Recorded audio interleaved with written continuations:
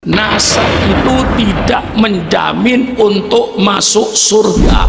Yang menjamin masuk surga ibadat saudara, bukan nasabnya. Allah sudah menjadikan di dalam Al-Quran anaknya Nabi bernama Kan'an masuk neraka, ayahnya Nabi masuk neraka, ayahnya Nabi Ibrahim.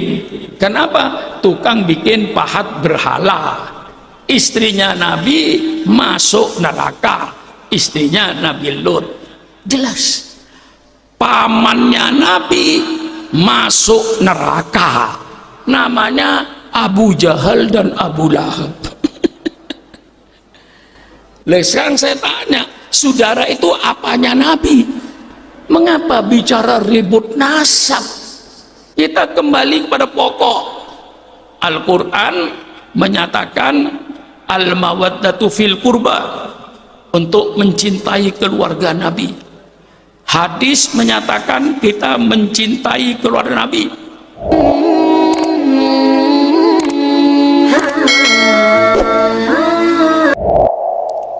Sebelum saya buka Ihya, saya mau bicara tentang apa yang terjadi sekarang ini. Sekarang akan terjadi pemecah belah di antara orang-orang NU sendiri, ahli sunnah sendiri, dengan adanya pemikiran-pemikiran tentang para habaib, para sadah yang keturunan Rasulullah ini dipersoalkan lagi. Ini persoalan sudah selesai, karena 1000 tahun yang lalu ketika Syekh Ahmad bin Ali yang sekarang dinyamakan Bani Alawiyah, itu 1000 tahun yang lalu sudah terjadi di Hadramaut, dan orang Hadramaut sendiri sudah mengakui keadaan para habaib ini dari keturunan Ubaidillah bin Ahmad Bani Ali. Itu sudah di Hadramaut sendiri, tidak ada persoalan kok. Mereka mengakui adanya habaib dari keturunan Ba'alawi ini. Lalu akhir-akhir ini timbul lagi persoalan bahwa para habaib yang ada di Indonesia ini bukan keturunan Nabi. Sehingga membuat masyarakat jadi bingung. Mengapa yang dipersoalkan soal nasab? Nasab itu tidak menjamin untuk masuk surga. Ya, saya cuci lagi otak saudara ini. Nasab itu tidak menjamin untuk masuk surga. Yang menjamin masuk surga ibadat saudara, bukan nasabnya. Allah sudah menjadikan di dalam Al-Quran anaknya Nabi bernama Kan'an masuk neraka. Kurang apa? Itu Quran. Ayahnya Nabi masuk neraka, ayahnya Nabi Ibrahim.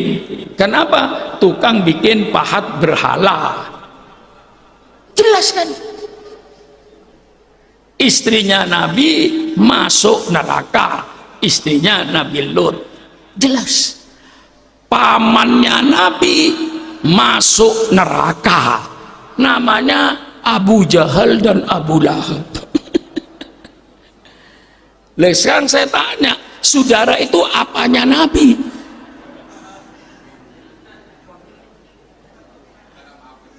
Hah? Saudara apanya Nabi? Mengapa bicara ribut nasab? Kita kembali kepada pokok. Al-Quran menyatakan al-mawaddatu fil qurba, untuk mencintai keluarga Nabi. Hadis menyatakan kita mencintai keluarga Nabi. umatnya Nabi Muhammad wajib menghormati para sahabat-sahabat Rasulullah. Bagaimana mengaku umatnya Nabi Muhammad membenci sahabat-sahabat Nabi? Tidak masuk akal. Bagaimana menjadi umatnya Nabi Muhammad membenci keluarga-keluarga Nabi?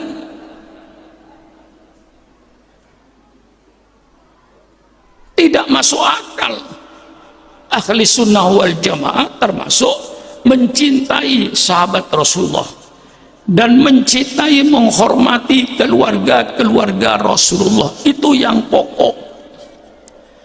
Siapapun di depan Sukron Makmun yang mengaku keluarga Nabi, saya hormati, saya hargai. Kalau sekiranya dia misalnya katakan miskin, saya kasih hadiah, bukan saya kasih zakat. Haram keluarga Nabi makan zakat. Umpama tadi yang ngaku Nabi, ngaku keturunan Nabi, bukan keturunan Nabi, bukan urusan Sukron Makmun, urusan dia dengan Allah nanti di padang mahsyar. Bagaimana? Hah? Supaya saudara nggak ikut ribut, nggak ikut panas. Subhanallah, subhanallah. Menghormati siapapun saja, matlubun, itu yang diminta dalam agama. Kakek saya, Allahumma firlahu, Kiai Fakih Soleh Fakih namanya. Itu kalau ada pengemis datang, itu dipersilakan masuk ke kamar tamu, duduk di kamar tamu. Pengemis dikasih minum, dikasih makan, dia hormati pengemis ini. Sehingga kadang-kadang anak-anaknya itu bilang, abah itu kasih duit aja sudah pergi. Tapi enggak, Soleh Fakih itu menghormati siapapun saja dalam Islam diminta. Ini pokok, saya cuci otak saudara.